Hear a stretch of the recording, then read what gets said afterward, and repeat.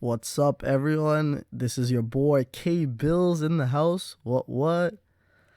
Again, I got another topic to discuss with all of you. It's about luck. And again, where did I get this from? This is the seventh podcast, lucky number 7. What makes 7 a lucky number? I actually had to do some research because I was wondering, why is 7 seen as such a lucky number? You hit the slot machines, if you ever get 777, you're loaded in coins there. But why? Well, some of the answers come from, culturally speaking, how they view this number. In China, they view 7 as being mysterious and bringing good fortune. And other areas around the world, they see this number doing the same thing. That didn't give me really a good answer to why 7 is seen as a lucky number. So again, I looked at the math here. And 7 is seen as an odd number, again, cannot be evenly divided by 2, and also as a prime number, can only be divided by itself and 1. And so I still thought, how does that make 7 be seen as a lucky number? Well, we're going to look into that. Why is 7 lucky? But more importantly, let's look into luck. What is luck? And luck is when a favorable outcome happens for you that is random, that is based off chance. Now, based off this definition of luck, the best way I have viewed this in my own life is in games. Specifically, my favorite game, Super Smash Bros.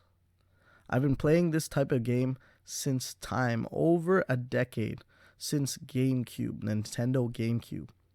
I really hope one day Nintendo gives me advertising money because I really love their company. I've been a fan ever since I've held my hands on a Nintendo product.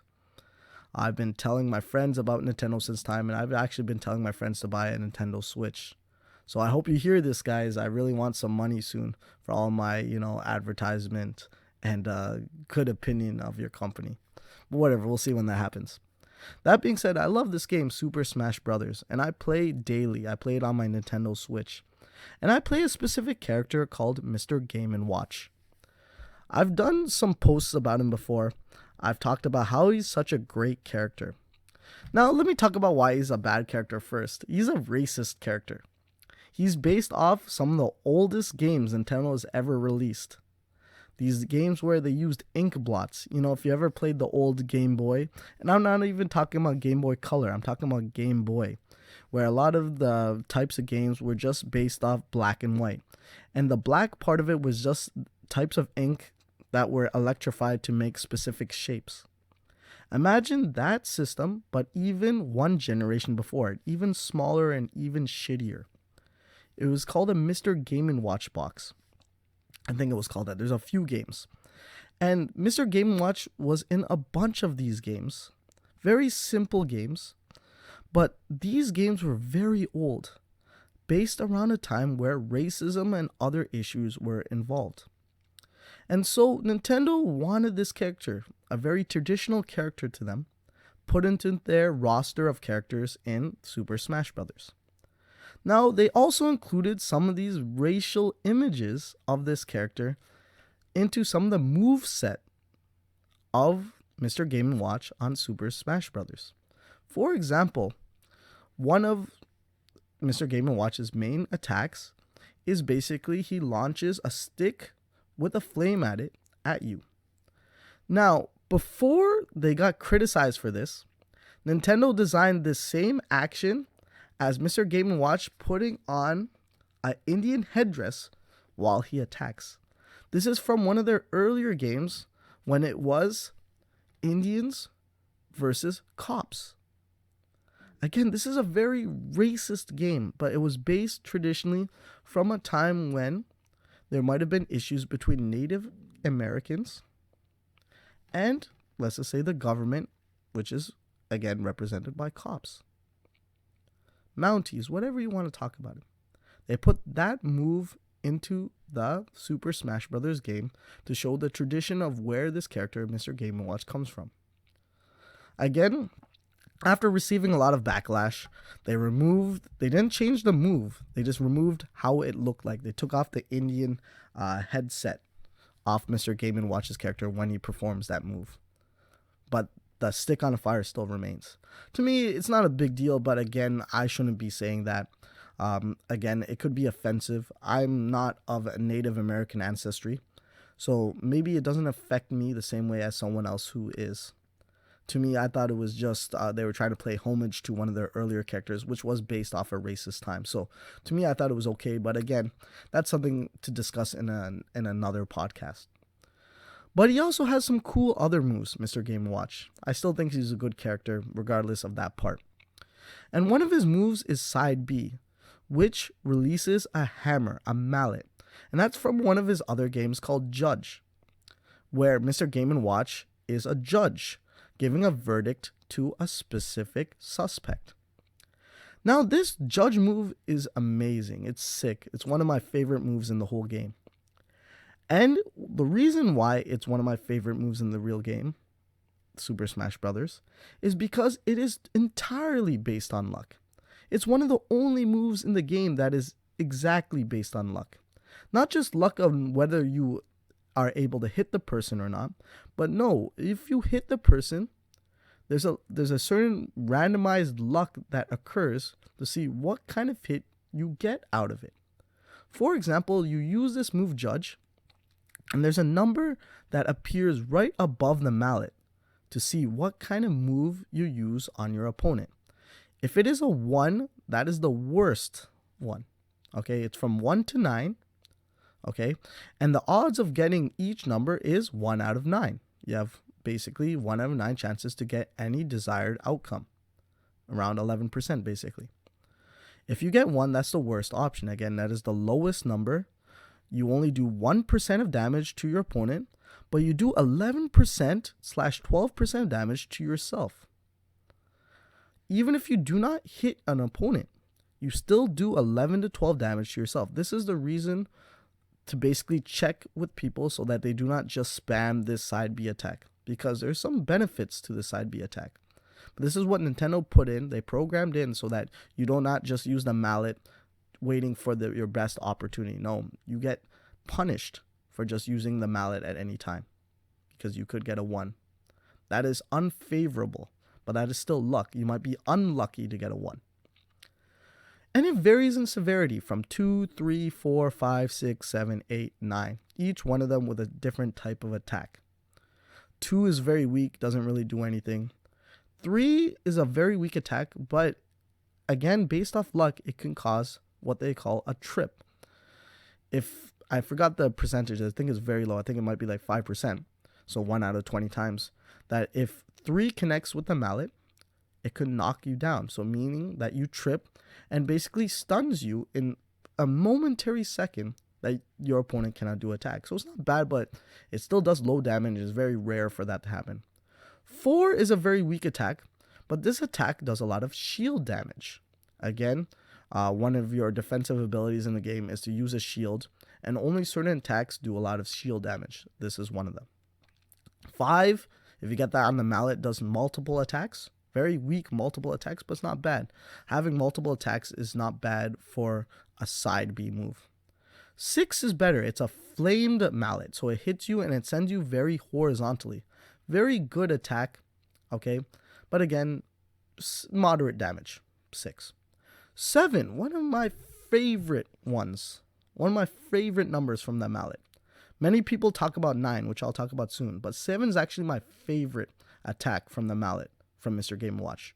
The reason is, if 7 connects, it releases 3 red apples, okay?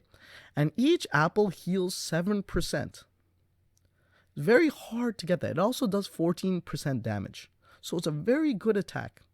And the reason for that is there's only, I think, 3 attacks in the whole game, or 3 moves in the whole game of Super Smash Bros. That for 3 different characters that can heal a character. I think one is from Wii Trainer, and I forgot the other one. It's from another character. Now, that's if it connects, and that gives 3 apples. Each apple does 7% of recovery. So around 21% if you able to eat all 3 apples. If your opponent eats 1 apple, they heal 2. So you have to be very careful on to make sure that they do not get any apples. But that's good because that's such a rare attack that can cause healing. Again, 7 being a lucky number. 8 is a good mallet attack. If it lands, it turns your opponent into an icicle. Stops them dead in their track, sends them vertically maybe a meter or 2 in the game. And number 9, the best attack by Judge. If this connects, first in the game, it zooms in on your character and you make a funny face. Mr. Game & Watch makes a funny face. It's like a surprised, happy face. It makes a sound too, and it's supposed to mimic the baseball hitting sound, like getting a home run. Because when it hits, it's almost an automatic knockout from out of the whole level. It can kill people in the game at 0%, but not all characters. Some characters are very strong. Sometimes you need at least 10% to 20% damage to guarantee, 100% guarantee it will kill the character. But generally speaking, it's seen as the second most powerful attack in the whole game. But again, it has 11% chance, a little bit more, like 11.1111% chance of actually landing. Okay, or not even landing, of actually getting 9. And then you have to be good enough to land it. You have to be in the right distance of the character.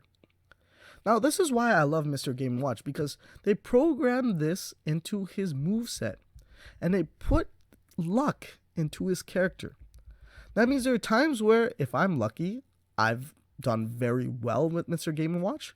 And there's times when I played Mr. Game & Watch and I sucked.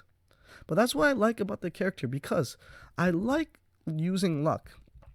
And one of my favorite quotes in a movie, which was Batman 2, okay, where Harvey Dent says, I like creating his own luck. And that's what I like to do too. I use that move a lot, but again, I want to create the chances of where that move is more lucky. One scenario is, in the game, they planned out, or they programmed in, that with that mallet, you cannot get the same number consecutively. Okay? They programmed that in. Okay? So, if I get a 9 and I missed, I would throw another mallet just for fun, the next one, because again, I know it's not going to be another 9. So, I just waste a chance to use it, see what number that is, and then I know a 9 is available right after that. So that's how I predict when I can use 9s to try to knock out my opponent. Again, I like this character because I like trying to see how lucky I am. But then when I thought about that, is that really luck? Or is it just how I play? Is it something associated with how I am as a person? Maybe I like things out of my control. I find luck to be the greatest thing that is outside someone's control. It is based off favorable outcomes. It's based off probability, a math term, okay? And again, it's based off things that are out of your control that are not predetermined. When I thought about luck, in many ways, it is the other side of destiny on one coin. They're both very similar to explain events. They're on the same coin to explain events, but they explain events in someone's life differently. Luck can be seen as whether a favorable or unfavorable event happens in your life, randomly, by chance. Or destiny would say a favorable or unfavorable event happens because it was predetermined to happen for you. Both of those would give 2 options on how something happens to you, and those 2 options are how they can be explained to you, how you use them to understand things that happen in your life. Now, I like to think about destiny, and generally speaking, I only like to think about it. I don't really like to believe it. But deep down, I probably do believe a little bit of it. But with destiny, let's get into the definition first. It's when we feel, or anyone who believes in destiny, feels that any type of behavior, any type of outcome of any type of event has been predetermined. Meaning that there is no such thing as luck. There is no such thing as random chance. Everything is caused. Everything has a link to one action. Event A was caused by event X, which was caused by event Z. No luck whatsoever. There is a string of cause and effect. But to me, it's hard to believe that, because for me to believe in destiny, that would totally throw out all the things I think in my life that were not predetermined and were sorely or surely based off luck. So I try to think back to my whole life, and many times in my life, I always like to think that the best things that happened to me were destined or based off my own skill. And many of the things that were not for me or were unfavorable for me were based off just being unlucky. So I try to think of all these things, and I came up with one specific story about when I was lucky. And I wanted to see whether this was based off my own destiny, if there's any way I can show the causation of one event to another linked to who I am, or they were just based off random chance. So in one event of mine, one string of events and causes and effects of mine happened when I was younger, when I was able to take my internship at a mental health center in Winnipeg in my last year of my post-grad degree. Again, I don't want to reveal too much, but I was able to take an internship in Winnipeg. And I did this because one of my friends lived in Winnipeg, and I was able to save some money by rooming with him. This was going to be one of my best trips because I was saying to myself, I'm going to save some money. I'm going to hang out with my friend. I'm going to, explore this part of Canada I've never been in. So a lot of cool things happened during this trip. I got put in a newspaper. I got to meet random Tamil people there in Winnipeg. I didn't think there was too many Tamil people there. My ethnicity is Tamil. And I had a lot of fun. And one part of this trip, we had a long weekend, and me and my friend decided to visit another friend who was situated in Regina. Now, Regina is around 3 to 4 hours from Winnipeg, a drive. And so we said, you know what, sure, we'll drive there, and we'll stay there for the weekend. We'll sleep over at her place, have some fun. So on the drive there, I was already in party mode. Again, when I said party mode, on the ride there, we're just blasting music. I was just, maybe freestyling, joking around. I was also rolling a small joint. Okay, I was in party mode. I wanted to have some fun. So in this motion, if you're rolling a joint, generally my head was down and my two hands were side by side doing a certain, finger motion. Somehow, on the highway, on the side, an RCMP police officer must have seen this motion and must have recognized it as something going wrong or someone doing a bad deed. Because around 2 minutes later, we see the flashing lights, the blue and red, in our rear view. My friend pulls over to the side on the highway. Other than the small amount of fear, because I was a little bit scared, but not too scared, this was a cool moment for me because I've never been pulled over by an RCMP police officer. Again, only certain areas, RCMP, federal police officers, have jurisdiction. Being in Toronto for most of my life, I've dealt with Toronto police officers and other types of police officers, but not really an RCMP police officer. So, this RCMP police officer pulls us over, asks my friend who is driving, why do you think he pulled him over? My friend said he didn't know. He looks over to me. He's like, oh, what are you doing over there with your hands? By this time, I was able to hide the weed, look surprised, look innocent. I said, I don't know, sir. He looks around, tries to view my seating area, sees nothing, is like, where's the weed? I told him I had no idea what he's talking about. In this situation here, always deny, okay? Unless they catch you red-handed, always deny. So he couldn't find anything. He couldn't prove anything. So he goes back to his car, maybe takes 5 minutes, comes back with a ticket to my friend for going 10 kilometers over the speed limit. It was a bullshit ticket, to be honest. I think he really wanted to catch me with the weed, but he had to end off with a ticket to my friend. 10 kilometers over. And the problem is that this was in between Winnipeg and Regina. That means if you wanted to fight this ticket, you had to go to some random ass city, random ass town in that area, go to court, fight, give a reason, and probably lose and pay more. So I'm pretty sure my friend just threw some money at the ticket and paid it off. So we finally arrive in Regina. We crash at my friend's place, and then we plan out our Saturday night.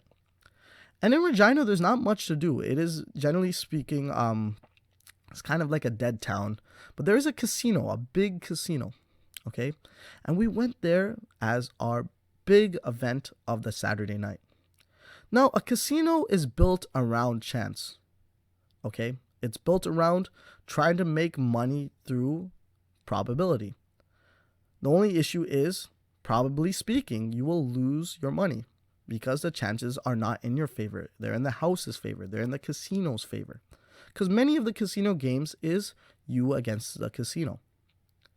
Now, it doesn't matter. I made sure I only took out a certain amount of money. I only took out $200 to play.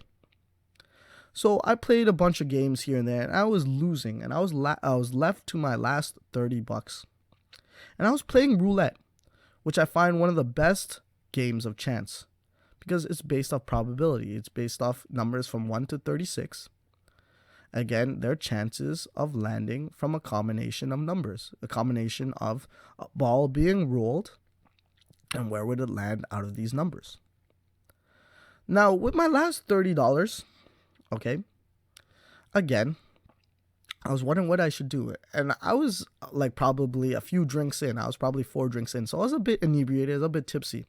So I said, sure, you know what? Out of this $30, I needed to give 10 to my friend to pay for gas, just to be a good friend. And I put $20 on one number, and I put it on 12. In roulette, I put it on 12. Okay? And so I'm like, you know what? And to put on one number is very risky in roulette. I think it's 1 out of 35 chances. I think it's even larger than that. I think it might be 1 out of 37 because you have to include 0 and double 0 as options of losing. So I put on 12, and I had a 1 out of 37 chance of winning. That means 36 out of 37 chance of losing. I probably had a 1 out of 35 times payout if I won. And the truth is, I won. Somehow, by some chance, by some miracle, the ball landed on 12, and I got paid 20 times 35 or something. I got a lot of money that night. Randomly. Just like that. And I was thinking for this conversation, was that destiny? Again, there's a bunch of events that made sure I'd end up in Regina in a casino that night. I can even think why I picked 12. I thought I wanted to be first and second. 12 is one of my favorite numbers because it has 1 and 2 in the same number. If I want to be the best, I want to be the first in the rank, and I want to be second in the rank. I want to take up both spots if I'm that good. So there is some destiny to that because I think it was predetermined for me to pick that number. But at the same time, I still think it was luck. It had to be. And with all this money, most of it I spent on treating myself and my friends to dinner that night. It was one of the best dinners, one of the few times I've ever had lobster. It was good. I had a great night that night. And I do think that was luck. I can keep looking at the causes and effects and see the string of causes and effects that led me to that win. But it must have been luck. And to me, I want to control this power of luck. I don't want to believe in destiny because destiny, there is no control. Okay? It is something that's predetermined. So I do want to be someone who does not believe in destiny, but believes in luck. And again, I'm still looking at this topic. How can I control luck? How can I make sure that I am more lucky than unlucky? This made me view the movie Forrest Gump. I love that movie. That's one of my favorite movies. And in many ways, this movie, again, is like flipping the coin of destiny or luck. All the events of his life, he was very successful. Okay? And many times in the movie, they kind of attribute to luck.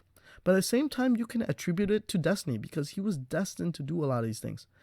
In the movie, it shows that he was a part of many of the biggest changes in American history, recent American history. He was somehow a part of it, or somehow involved, or somewhere there when it happened.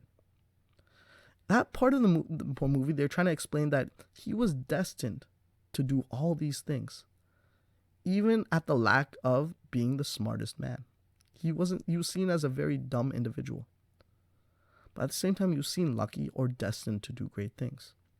Both can be the explanation to how his life worked out. But I like to pick up and say that it was more the luck than destiny. Because if we believe in destiny, that means that we can't really say that he chose the right options. It's not as fun to say that. And to me, I want to believe in luck because it's more fun that way.